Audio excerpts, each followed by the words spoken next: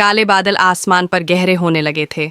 हवा का शोर बढ़ रहा था और पहाड़ों पर ऐसे लग रहा था जैसे कोई कयामत उतरने वाली है। अचानक बारिश शुरू हुई, लेकिन ये आम बारिश नहीं थी। देखते ही देखते आसमान जैसे फट गया हो। पानी एक दीव हेकल रेला बनकर पहाड़ों से नीचे उतरा।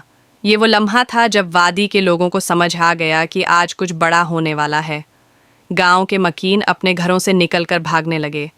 औरतें बच्चों को गोद में उठाए चीख रही थीं। बूढ़े सहारा लेकर भाग रहे थे। जवान लोग दूसरों को बचाने की कोशिश कर रहे थे, मगर पानी का सैलाब इतना ताकतवर था कि जो सामने आया उसे बहा कर ले गया।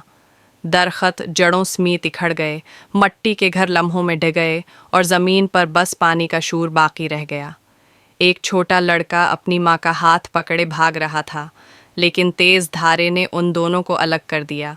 माँ का हाथ छोटा और लड़के की चीख पूरी वादी में गूंजी।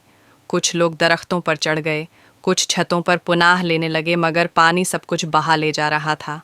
जब रेस्क्यू टीमें पहुंचे तो मनाजिर नाकाबिले बयान थे। हर तरफ मिट्टी, पानी और तबाही फैली हुई थी। लोग अपनी फैमिलियों को ढूंढ रहे थे। कुछ जिंदा मिल गए, मगर ज्यादातर हमेशा के लिए बिछड़ चुके थे। कश्तियों पर बैठे अमदादी कारकन लाशों को इकट्ठा कर रहे थे।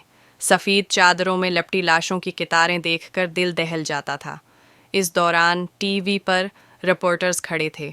वो आवाम को बता रहे थे कि अब तक 300 अफराद के मरने की तस्दीक हुई है, मगर हकीकत इससे कहीं ज़्यादा भयानक थी।